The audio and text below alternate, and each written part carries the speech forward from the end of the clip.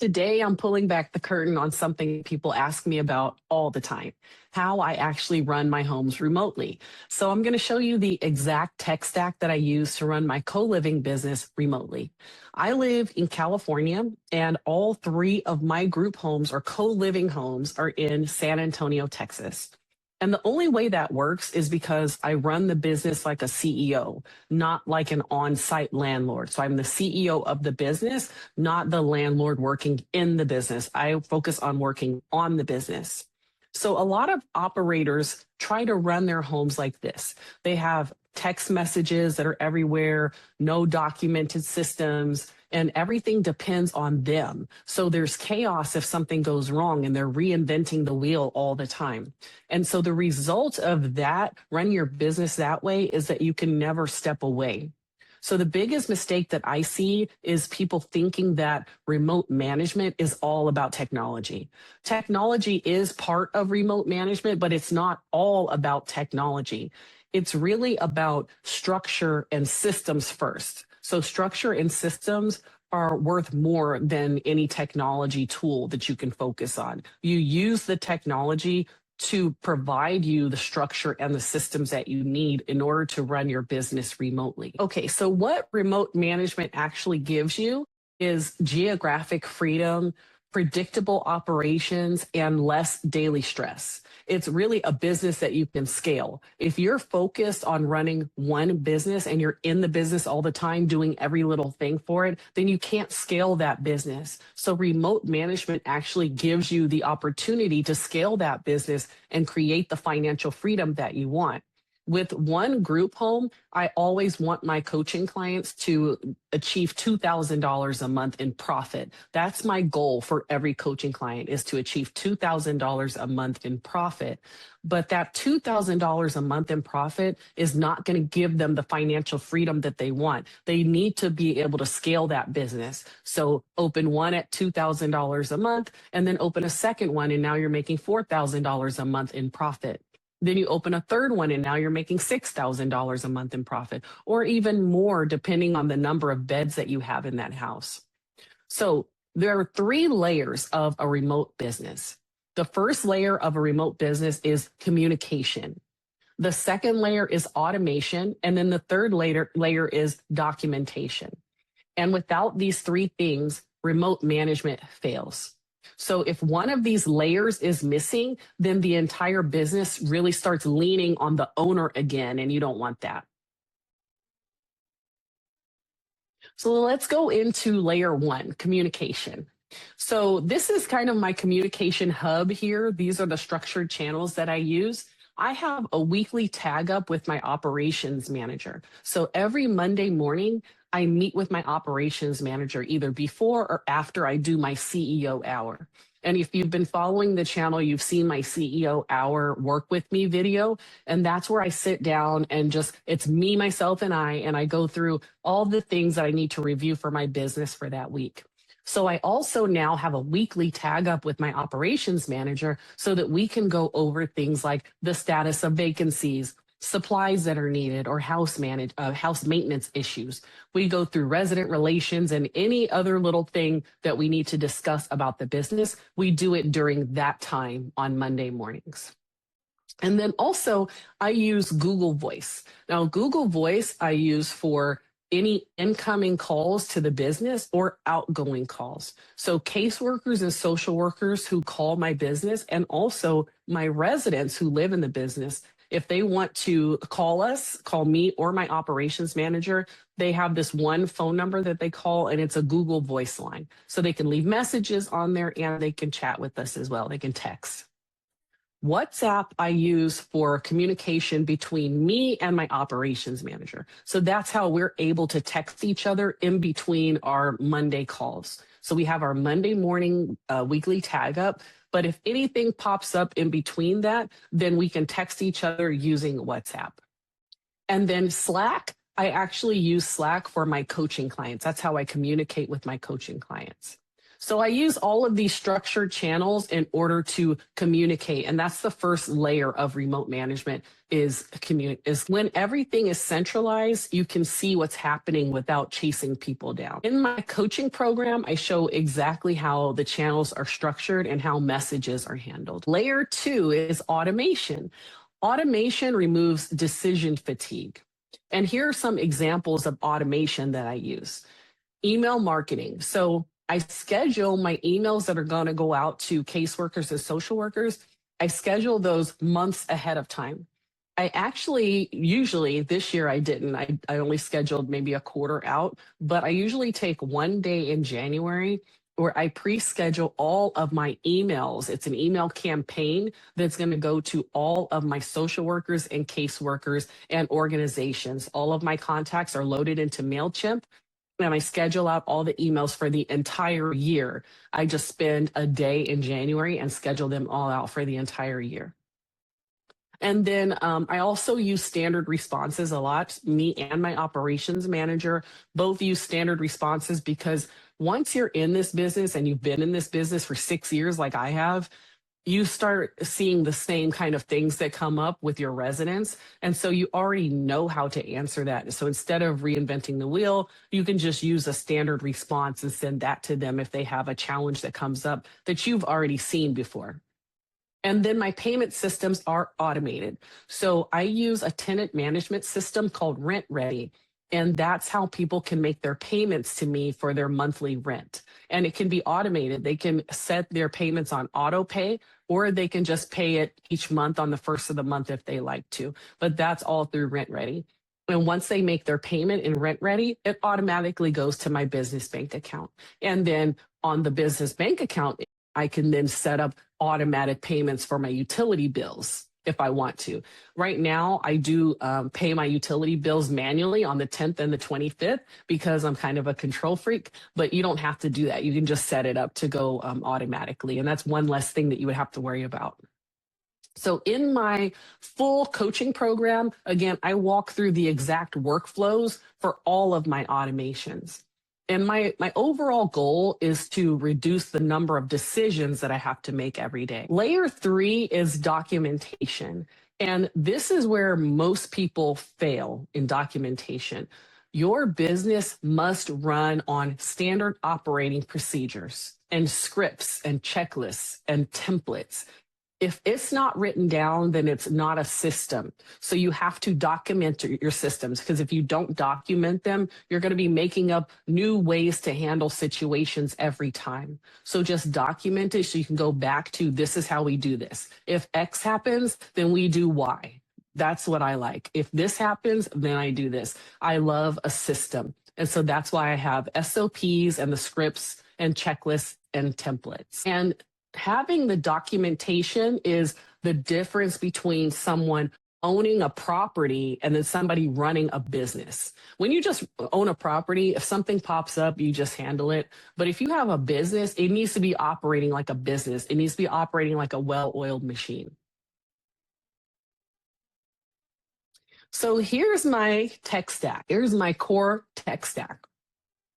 For communication with residents, I use Google Voice.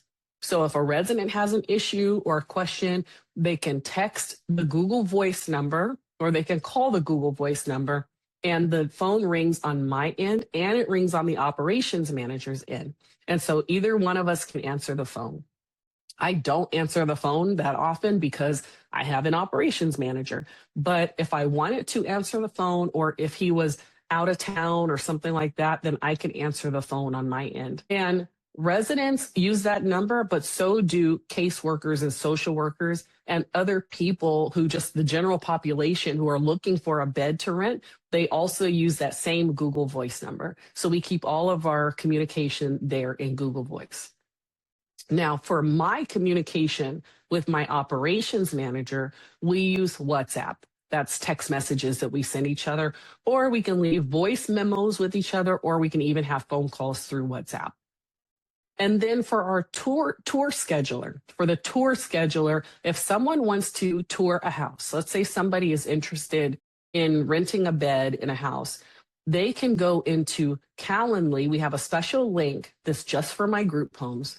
They go into Calendly and they can book themselves a tour. Calendly is pre-populated with my operations manager's availability. So they, meaning the people who are interested in doing a tour, they're only able to schedule a time that's going to work for my operations manager. So they go into the Calendly link and then they see a calendar and they can click on a day and click on a time. And then because we have 3 homes, not just one, they can select with a radio button which home they want to tour. So that way, my operations manager knows I have an appointment to tour this house with this person on this day. And it also gives him their email address and their phone number. So that's how we schedule all of our tours. If somebody wants to do a tour of the property, they can use the Calendly link. They click on Calendly and it's pre-populated with the availability of the operations manager. So when they click to make that appointment, to make that tour with the operations manager, it's already at a time that he's available. So then he meets them at the house and gives them a tour of the house. Now for online applications, I use JotForm. You don't have to use JotForm for your online applications, though. There are a lot of different types of forms, online forms that you can use, like Google Forms. You can create a Google form and you can embed that into your group home website, and that can be the application form. We just happen to use JotForm because that's the one that my operations manager was familiar with, so he created a JotForm. And basically, he took the paper application that we use for people. So when people call in the beginning, when I first started my group home, people would call my Google Voice line and say they wanted a bed. And I would ask them questions over the phone. And I would fill out the application by hand on the other end. Or I would type it in on my computer, whatever they were telling me. So my operations manager put together a JotForm, which is the exact same application, but it's digital. And then he embedded that into our website. So if someone is interested in applying, we can just send them to our website and they just fill in the application there. Now, some people aren't tech savvy. It depends on the demographic that you're serving. So they might not feel comfortable filling out the JotForm. And in that case, it's okay. We can still do the application over the phone on paper. But we have JotForm now, and the majority of people who want to apply to rent a bed will use the JotForm to fill in their application. Okay, so for my online community, now this is not for the group homes themselves. This is for people who are interested in running a group home or operating a group home. And because I coach people now on how to do group homes. So for my community, the technology tool that I use is School. So I have a free community on School. It's called Group Home on Autopilot, free. And people who are either in my coaching program or interested in coaching, or just people who are interested in group homes or interested in remote management can join my School group. And I pop in there about once a day and answer any questions that come up. So that's the technology tool that I use for community. Email marketing. So for email marketing, the technology tool that I use is MailChimp. Now, you can use a lot of different email clients. There are clients like ConvertKit. What else is there? Constant Contact. There are several of them that I've heard of. But I like to use MailChimp because it's really easy. I don't know if that's why they call it MailChimp, because a chimp could use it. I'm not sure, but it's really easy. It's user-friendly. I set up all of my emails that are going to go out to caseworkers and social workers for the entire year. I schedule them out using MailChimp. I also use AI to help me write those. But, you know, with AI, sometimes it all starts to sound the same, so you have to change a little bit. So I use AI to help me to write my newsletters, and then I load them all into MailChimp. And also when I come across people who are caseworkers or social workers, housing navigators, reentry coordinators, whoever, I collect their email address. So if they give me their business card, I ask them if I can add them to my email list. So I add them to my email list, and now they fall into the rotation and they start getting the emails too in MailChimp. So that's how I communicate with caseworkers and social workers and stay top of mind with them.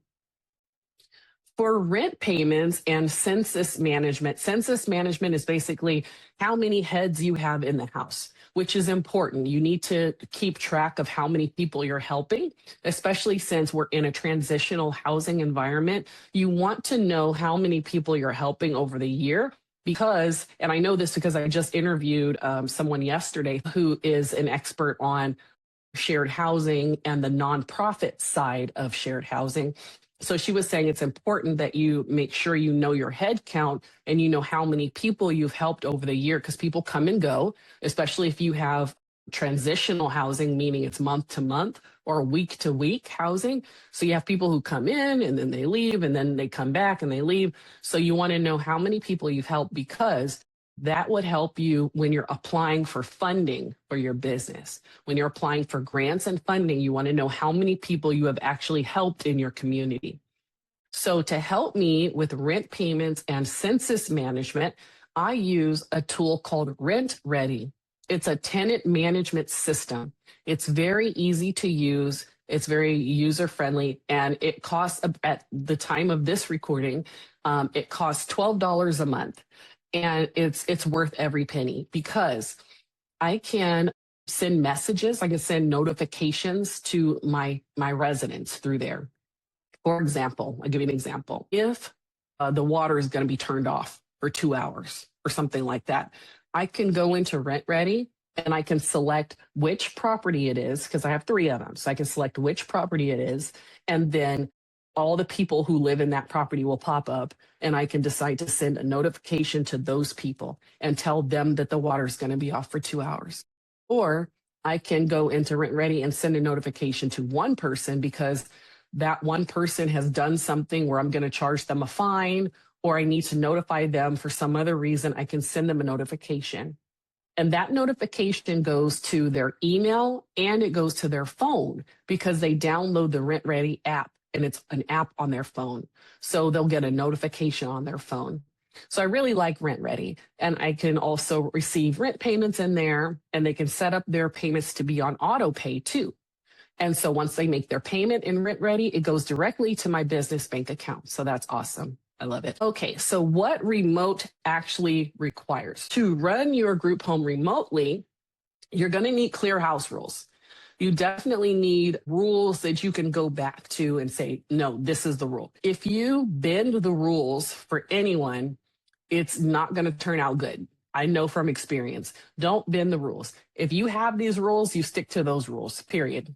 If you decide you want to change the rules, that's a different story. Change the rules. But if you already have a rule that's set, it's set for a reason, and just stick to your house rules.